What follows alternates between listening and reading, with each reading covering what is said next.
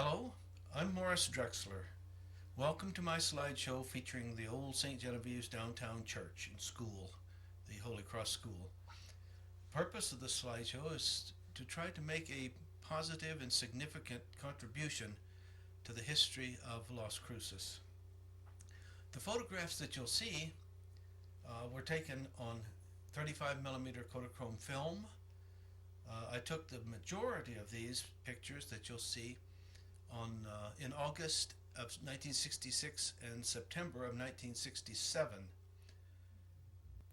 Many of you probably remember this, but for those who did not have the opportunity to see this church and to be in this area before it was demolished,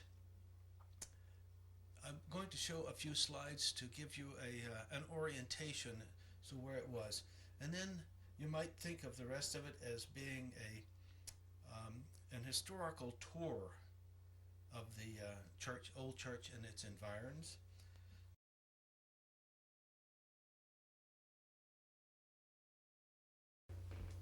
The first aerial shot here shows the church and in the afternoon sun on the 10th of September 1966.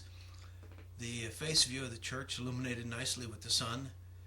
The entire block, to orient those of you who weren't around, the block is bounded on the west, lower in the picture here, by Main Street. On the left or north by Las Cruces Street, the upper Church Street on the east, and on the south, Oregon Street. In this photo you will see several significant things. I want to point out along Las Cruces Street on the left of the block is the Holy Cross School. Those are the classrooms, etc., in a rather straight, long, one block long thing. On the south side of that there is a covered walkway, which we'll see a little bit later. Leading up to the front of the church, you'll see a path going directly up in there. Slightly to the right of that, you'll see a driveway with some cars actually parked in there, and that driveway actually goes all the way through past the visiting priest quarters there on the right, and then past the rectory on the left, and all the way through the tunnel, or the one of the drive-throughs, the two drive-throughs, and would exit on Church Street just in front of the old City Hall building, which is the white building at the top of the screen. The other drive-through is about midway through the school building. There on the left, you can see where there's a white roof that looks like it might have some rain puddles on it, and then the first one that's dark above that, it basically is an automobile drive-through. So we have some orientation there. This next aerial photo is more of a quartering view that I want to include in order that you might get a little bit better view of the building along Oregon Street. This long building, white top here, basically contains the visiting priest quarters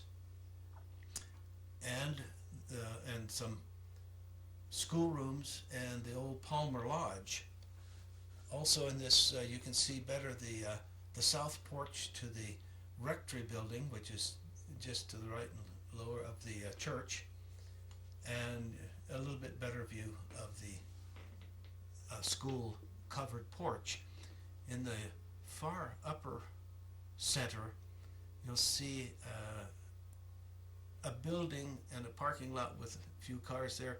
I wanted to make some comment about that one. That was the Eubanks Cleaners, and since there was very little parking around the church on Sunday morning, many of us would take advantage of Eubanks Cleaners parking lot to park there to go to Mass.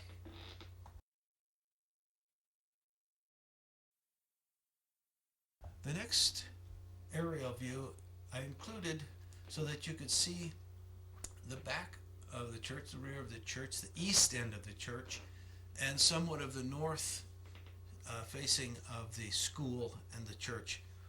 And also, for those of you interested, the backside of the old City Hall, which is to the center left here.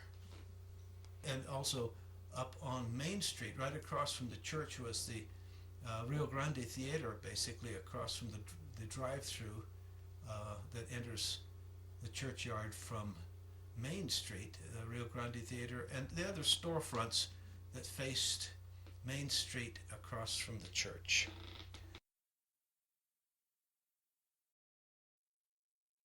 We'll go now to the ground level, and in this scene, I was shooting across the intersection of Las Cruces and Main in order to show the north side of the classrooms of the Holy Cross School.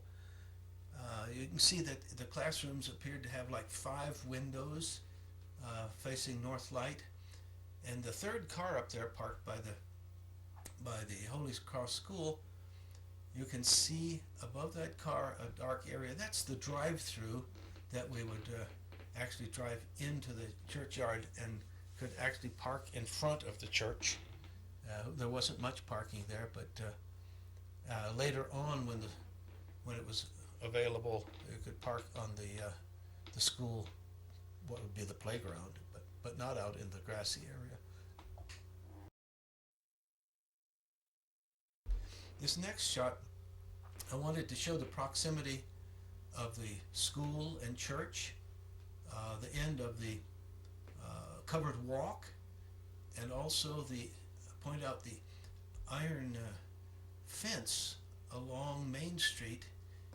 You can see it between the little columns there, and also the 3 crosses on top of the church, which I thought was worthwhile.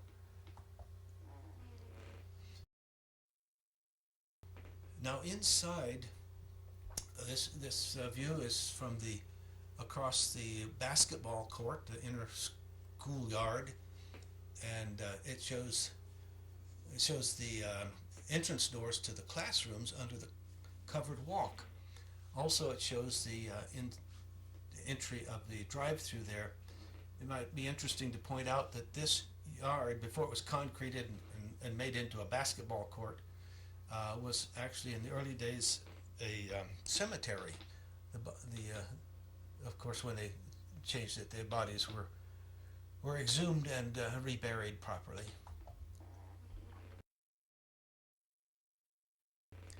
This is a view looking to the west along the covered walk. It's my little brother Mark there leaning against the post, but it gives you an idea of what it looked like looking toward Main Street along the covered walk. You can see the doorways to the classrooms there.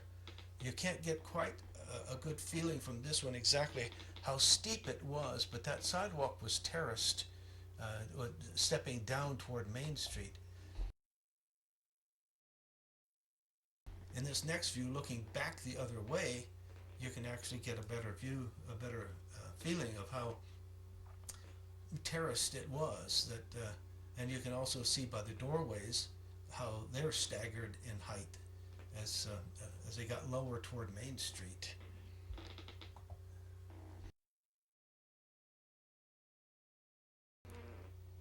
In this view, looking out from under the covered porch, we would see the north side of the church with the buttresses, and up there on the left, like the first would look like the window. Actually, there was an entrance door there that those folks that were sitting way up front in church could actually exit there without having to walk all the way back out to the front door. Also, you can see this being summertime. This was the 17th of August of '66. You can see the swamp coolers there that were certainly needed and appreciated in the summers around here.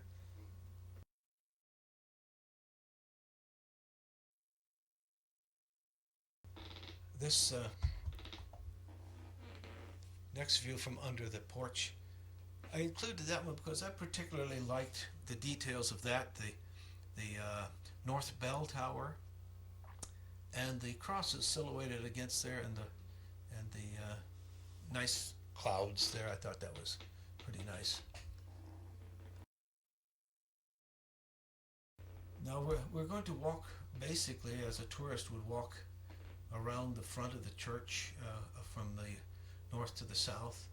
But this one I included. It may not look like much, but it does show the church and the rectory and a little bit of the roof of the visiting priest quarters.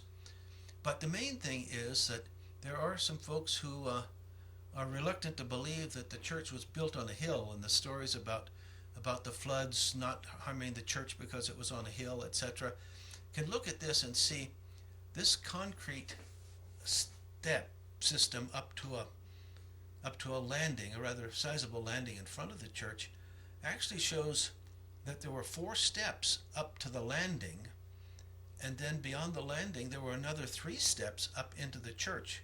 So it was a significant hill when it comes to floodwaters around the area. This particular picture I liked because the way I had it framed. I thought at that time, now I have to remember this was nearly 50 years ago that I took these pictures, that I was thinking that I should do something that's artistic. And I didn't what I know about artistic at the time, but I did like that picture. That view is a nice view of the church. All three crosses in this case, all the doors are closed, and I like the picture, so I included it in this presentation. This is interesting. As one walked around, you would see on the south side, right-hand side of the entrance to the church, you see the entrance to the south bell tower just barely in the left side of the picture, but the idea here is the iron fence in front of what I called a rock arch, and we'll get back to that later. But beyond that rock arch, if you enter through there, you could actually access the stairway up to the choir loft. As you walk around, you get right in front, right down there. I couldn't resist this. This is my favorite picture that I've taken of the exterior of Old St. Genevieve's downtown Las Cruces. I believe that is a pretty picture, and I always include it. I've used it for the splash screen. That was in September of '67 when the demolition of parts were already imminent or actually begun. As we go a little farther around, over past the rectory, we see my little brother Mark here going to close the big iron gates. This is a rather famous wrought iron gate, and it was very heavy, and those big pillars that's holding it up were in fact necessary. They had to be very strong. Later they found at the new church, when this was moved over there, that the pillars really have to be strong or it'll fall down. But he's going to close this gate, and that's the gate that would lead to that would allow entrance into the rectory area and the courtyard, and on through what I call the tunnel or the drive-through onto Church Street. Now here's the gate closed. It's a little bit difficult to see possibly, but standing on the porch in the background is my dad, and closing the gate is my little brother Mark. He has finally closed the gate there. On the left is the rectory, and on the right is the corner of the visiting priest quarters. And a shot through the gates, the open gates now. The brickwork on the front porch of the rectory, that would be the main entrance to the rectory, and I particularly liked the way that looked. This view presented itself to me as I was getting around toward the Oregon Street side, and this shows more of the visiting priest quarters, and you can see even in '66 that around the foundation Um, Apparently, some repairs have been made, and probably due to water eating away at the adobe. That was an adobe building for sure, and water has a tendency to eat away at the foundations, the lower adobes. This one, I was tempted to leave it out, but various folks who went to school in the Holy Cross School when it was downtown said, no, leave it in. That brings back some memories. The old water fountain, which was right across the front drive from the visiting priest quarters. And those kids that went there would remember that water fountain. Here in '66, in August of '66, the water was still available and flowing, and obviously making mud. I'm sure that the students didn't leave those flattened down Prince Albert cans, though. Over right at the south end of the visiting priest quarters, there's a gate that led out to the sidewalk on the Oregon Street entrance. The gates are there open. You see there was a swinging gate, two swinging gates actually in the middle. They're open for entrance there. But the main part of this one was to show the erosion of the foundation area, the adobes under that window. And later on we'll see that window. When we get inside, my dad will indicate how thick that wall is at that window. But first, we will go inside the old St. Genevieve Church. These pictures now will be from 1966 and 67. I did included both of the 66 and 67 interior shots in one group rather than waiting and coming back to them. When one entered the church from the south bell tower area, this is what one would be presented with. I believe that most folks now who say, I remember the church, remember what it looked like, this is what they would remember. This is the scene that they would remember. It gives some idea of what the altar cove looked like, and is nicely illuminated in this, and with the fluorescent lights, the statues, even a hint of the stained glass window over there, how it was arched at the top, and a main panel, and then two swinging doors for ventilation. They'll be seen a little bit later, but I think that's the picture that most people who remember it will remember. Looking back the other way from the front of the church back to the entrance, this is what you would see silhouetted against the brightness in the left-hand side. My dad kneeling in the back. The choir loft you see running across, and then the rose window above. And a little bit more distinct shot of the rose window. Now, the stained glass windows, I went around the inside of the church, and I need to explain this. The numbers are arbitrary and they're mine. I started with what would be the northwest most window. As one would enter the church from the main entrance, on his left, the first window that he would see at the rear of the church north side would be number 1, and then we progress along that wall, north wall, to the front of the church, and that would be number 5 up there since there were 10 windows, and then move over to the south side and work back from the front of the church back to the back, and get through number 10. Number 2, and I did this in order that even then I realized that we knew at the time that the church was going to be demolished. So I wanted to record where the windows were, which windows were in which places, and that's why I gave them the number and did them in this order. This window would be the center window on the north side. And this was going forward. The little bulb bulge there on the right high part is a loudspeaker. Window number 5 was the foremost, eastmost window on the north side. And then swinging around to the south side, the eastmost window there, number 6.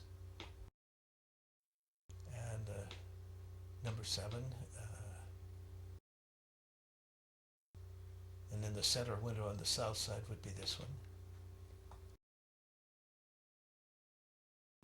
And then the number 9 is... And this number 10 window, actually, you see down below, it does not have the swinging door, it doesn't have the ventilator doors, because this one is actually right over the, what was the confessional back in the southwest corner, which we'll see a little bit better later. In the right-hand side up at the altar, front of the church on the right-hand side was the grave marker of Father Pierre Lasagne, and it says here, born in France and was the pastor 1881 to 1909. And so he did an awfully lot for the church. Now we're going to, a year later now from those is September of 67. I have a few pictures here, not many of the inside back here, but by that time we're emphasizing the falling plaster. You see the signs taped up there, danger, falling plaster. We don't know of anyone who was actually hit by falling plaster, but it definitely was falling even during Mass. And so that area back there, you see like at least 4 of the pews back there were roped off because of a dangerous area. And that there's some unknown lady there. I believe she's kneeling, either that or she's very short, but in front of the confessional area. And right above that is that number 10 stained glass window. And there's a little bit better overview of that. I wanted to point out here several things. The hinged doors below the main panels on some of the windows were removed for the air conditioners, and this shows typically installation there on number 9 window of how the air conditioners were put in and the hinged doors were removed. We'll actually see later where they were. Some of them were stored. You see the choir loft also up there to the right, and the door, the entrance to the choir loft from the south side of the church. What you don't see, unless you look very closely, is near the lower part of that front part of the choir loft is a tie rod, a steel rod that was put in, and there were several of these rods to try to keep the walls from moving outward in that area. And outside we'll see the spreader plates for the ends of those tie rods. Now, looking a little closer here, it was a little hard to photograph it, but the real dangerous parts are those large horizontal cracks. So you can see from the top of the arch of window number 9 and across over the top of number 10 there, a large horizontal crack, and also a vertical crack coming out of the confessional arch there and then going horizontally under the number 10 stained glass window. Those horizontal cracks are particularly bad news. Now here we are in the south bell tower, and you can see the cracks that we were just looking at have actually progressed through that column area into the vertical part of the south tower. And actually also I should point out that horizontal piece there is that another tie rod that will be that we'll see the spreader plate on the outside, those big steel tie rods attempting to keep the walls from moving outward. Some of the problems turned out to be that the walls also tried to move inward, but you can see horizontal cracks all there and across that south entrance door to the south tower. Now I think we're going to go to the rectory. A few pictures outside and inside of the old rectory. Here is a view showing the south porch of the old rectory. If one exited the rectory through this south entrance under that porch, would basically enter into the a courtyard, which we'll see a little bit later.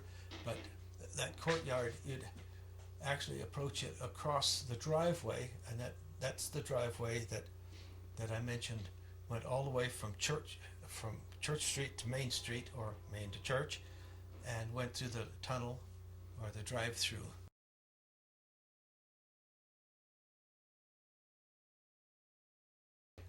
Now here's one of the spreader plates in the rectory, and the church was not alone in cracks and falling apart.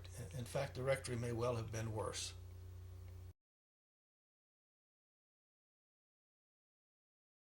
Inside the rectory, above a door, one of the doorways, and the walls were significantly thick. Now, this was an adobe building, so these were rather thick walls. But even so, you can see from this there's obviously plaster falling down, and those cracks aren't minor problems here.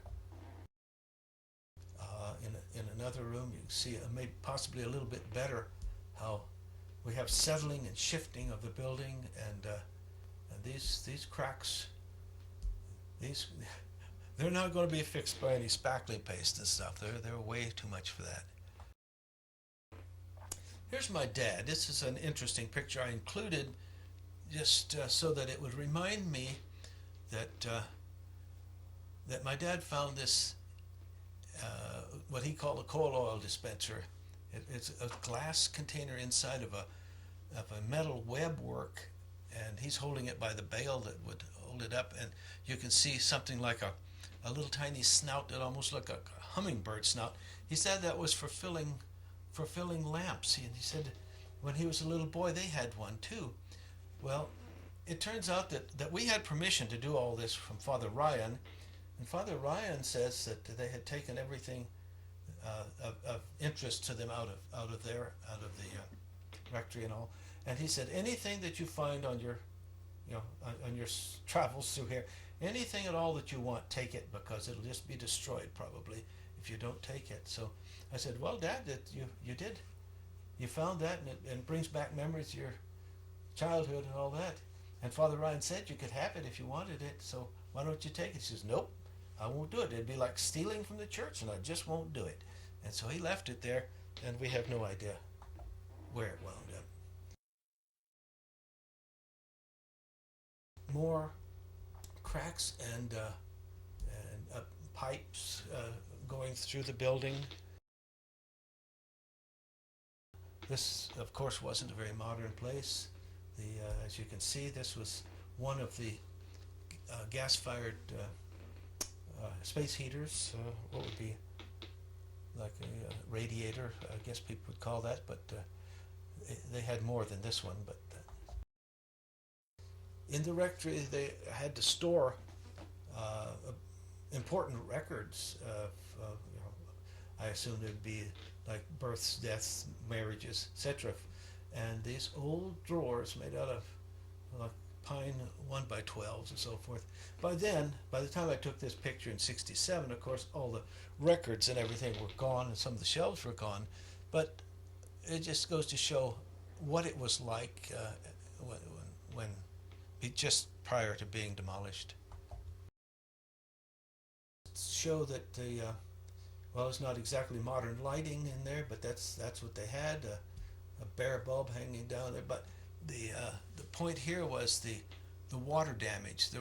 Not just the walls and foundation, but roof, everything was basically going, and it's not easy to repair. By this time again in '67, demolition had begun in some places, and the door jambs and fascias and stuff were very, very pretty, and I'm sure those were saved because. But you can see some of the brickwork out over the header on that door in that case, and beyond it you can see where some of the records were kept.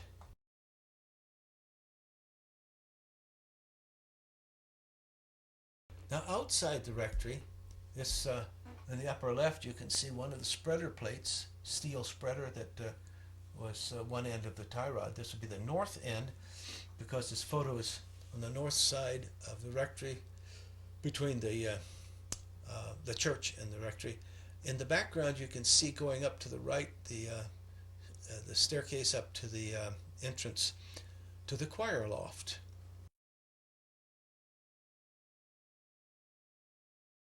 In this picture there's an interesting thing that the above the arch there the bricks are moving as the wall moves. The bricks trying to move out, and it struck me as humorous that TV antenna lead-in wire was putting up a futile struggle to keep the stucco and the bricks from coming out, but that would soon come down. We have been mentioning the visiting priest quarters, so that building, the one that was continuous and along Oregon Street, we will look into that. The courtyard that I mentioned actually was just in front. Under this one, you see my dad sitting there patiently waiting for me to take the photos and do what I wanted to do, making a record for history here. But he was very patient about all of that, and the overgrowth was taking over here. But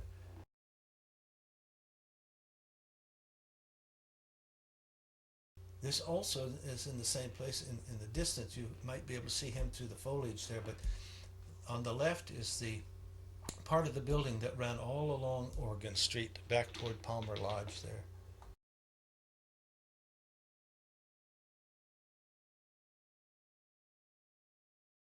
I'd mentioned the drive-through. One of the things that I remember going out driving through on Sunday morning, we called it the tunnel or the drive-through, and that one went right out onto Church Street and faced the old City Hall.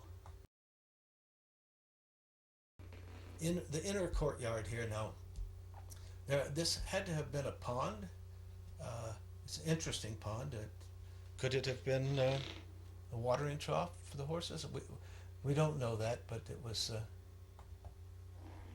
there, and again, you can see it, part of it. I took this one to show basically how the plants had taken over.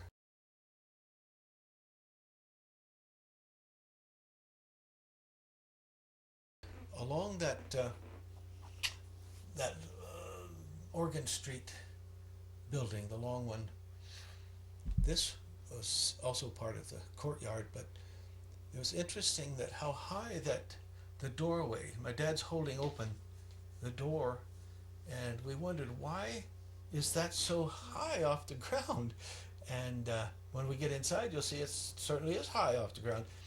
Well, we've come to believe that maybe there had been at one time, maybe in the 20s, 30s, but a long time ago, before this picture, there was a stage or platform at that height, and the students would put on performances of various things on a stage there.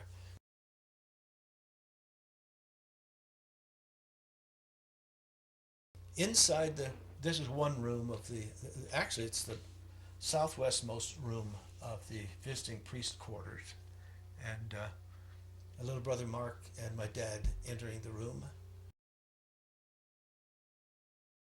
And again, I mentioned earlier that my dad will be showing how thick the wall was. He said, "This wall must be 3 feet thick," and he was amazed at how thick the wall was in there.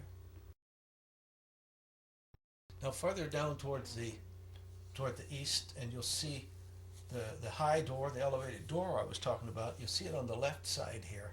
See it, even above this, it's high. And the blackboard there, that area is actually raised a couple of steps also from the level that I was when I took the picture. So that's interesting. Could this have been used as it appears to be a classroom or something? And why is it elevated? Although we do know that it's built on a hill and it's sloping upward to the east, so that might explain part of it.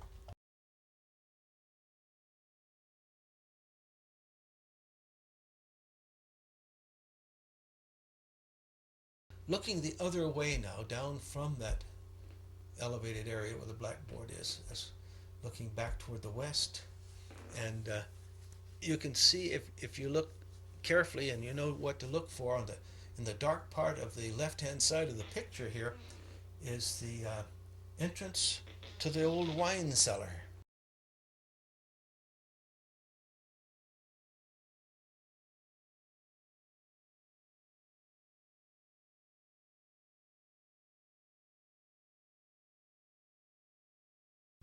And of course, that'd be like finding some secret passage, because my dad saw this ring on the floor, which turned out to be what you lifted the door, the entrance to the wine cellar with. If you didn't know what you were looking for and didn't know what it was, you would never see it because the floor closed right nicely over it.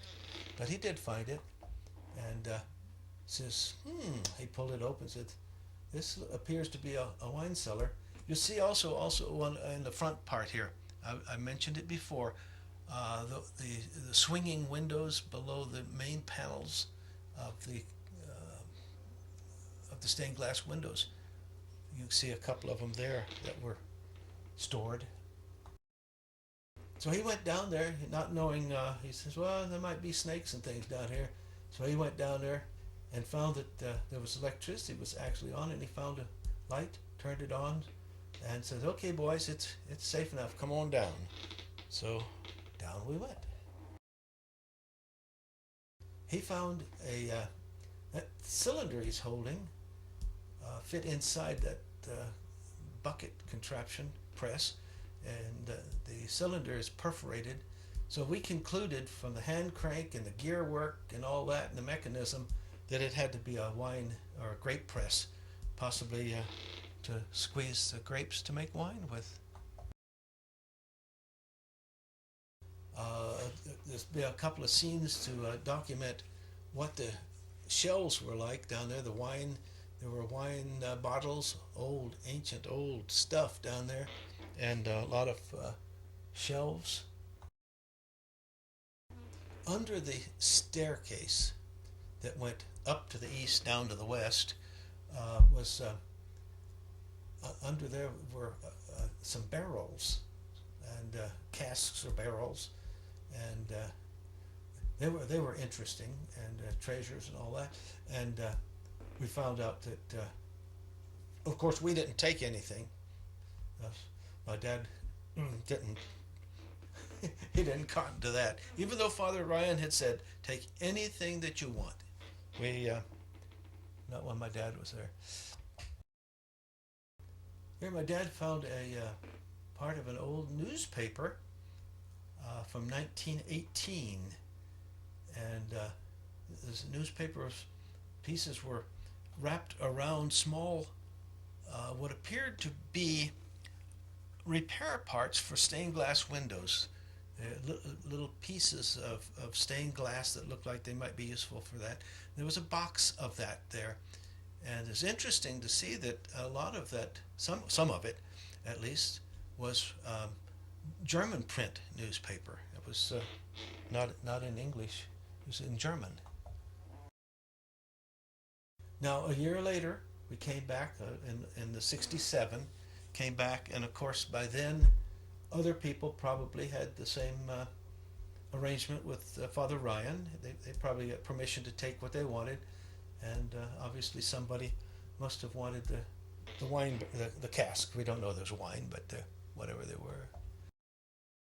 Back in that east wall, behind that shelf you see in the center, I found an interesting thing. I said, why would there be a chimney? It looked like a chimney way up there. A fire, it looked like fire stuff. I just wondered, why would there be that? And someone said something about that trumpet-looking contraption there, and said that looks like a big horn, but it turns out that it probably was a large vase for flowers during funerals or something like that. But I was interested in that. There's yours truly looking up, seeing if I could see what was up in that chimney. I never did, of course.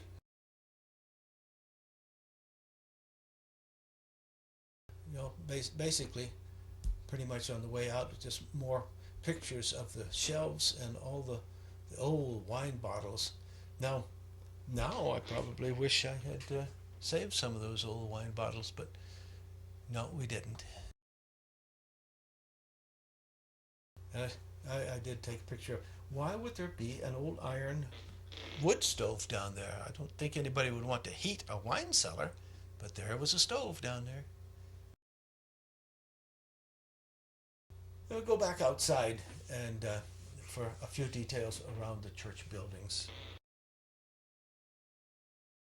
There's my little brother Mark going through that, opening the gate. There was a gate on that in that rock arch thing, and he's going to go through there and basically up onto the staircase going up to the choir loft. There it is. That was the entrance to the choir loft, accessible only from the outside. And so there was a landing. You could walk up the first few steps going west and up to a landing, and then turn right, go north up to the building, up to the door to the choir loft. Now, before where I showed the picture of the bell, the ropes in the bell tower and the cracks on the south tower, I showed the tie rod, and there's the spreader plate. That's how they did the spreading of those tie rods that kept the walls from going outward. Basically, above that, you can see that it was bricks. But things were moving, and the plaster, stucco in this case, was falling off, and that was just a little bit of it there. Of course, the walls, the motion wasn't all outward. The tendency was in some places inward, some places outward. In this case, the buttress is not actually holding the wall at all, because the wall had separated away from the buttress, or vice versa, but it wasn't doing any job. And finally, basically looking between the buildings, I wanted to show what the distance, how close the rectory on the left was to the church, and the shape of the buttresses. And then in September of '67, very shortly after I took these pictures, destruction, or demolition as they call it, begins in earnest.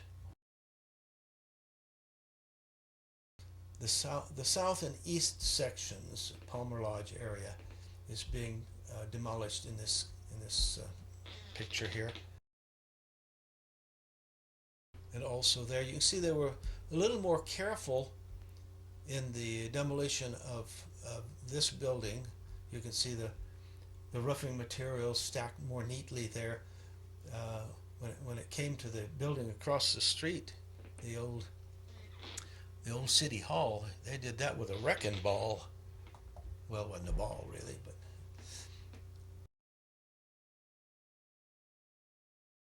standing in the intersection of Church and Oregon Street, looking back, you see the church is still there while the demolition starts back in the Palmer Lodge area. And that on the right, just above the car that's parked there, that blank part of the wall, that was the north part of the tunnel, or the drive-through that we used to.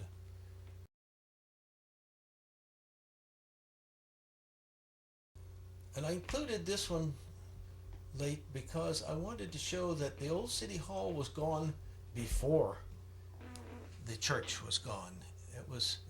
There wasn't much time in between, and the new city hall was built on top of this very quickly.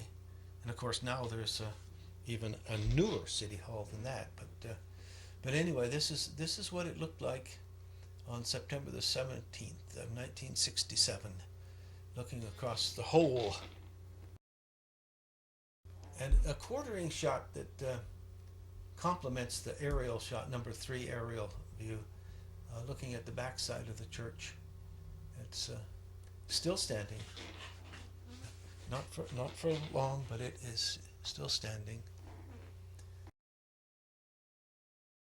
This picture, I had said that primarily all the pictures were taken in 66 and 67, but this one was 14th of January 68. It is actually gone. The church is really gone, and that's showing the storefronts across Maine.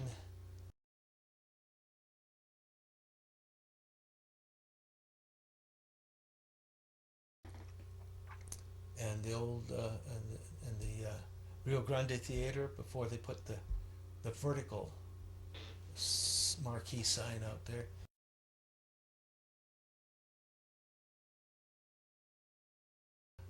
Like I say there, the church was, at this time, the tractor marks and so forth are still there. They won't last long either. And but it was still very recent memory there. And the tractor marks will soon be gone, so past the glories of this world. I thought it might be appropriate to quickly look at the announcement. There was an official announcement from Father Ryan, dated 17th of August of 66. It was on a single sheet of, one side of a single sheet of legal size mimeograph here.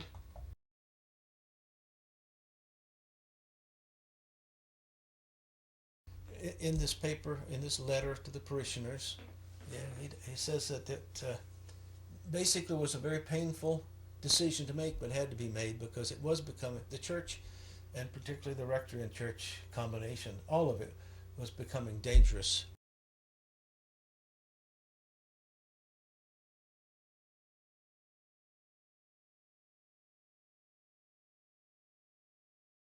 He says that he didn't want to have to wait till somebody got hurt.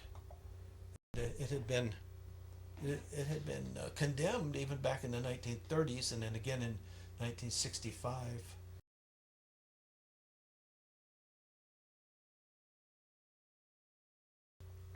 But finally, the Bishop Metzger in El Paso, at that time, said it just had to go. He couldn't risk it.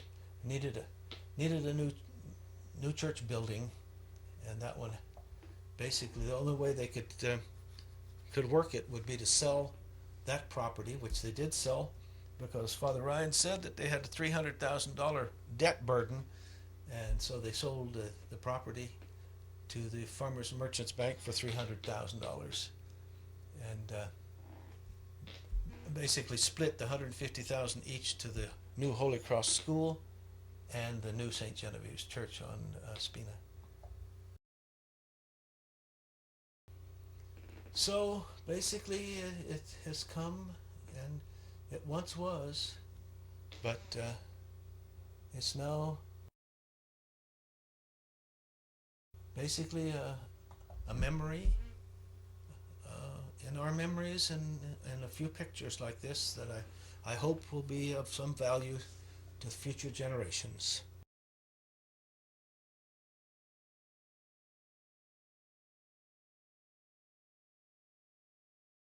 Thank you for watching.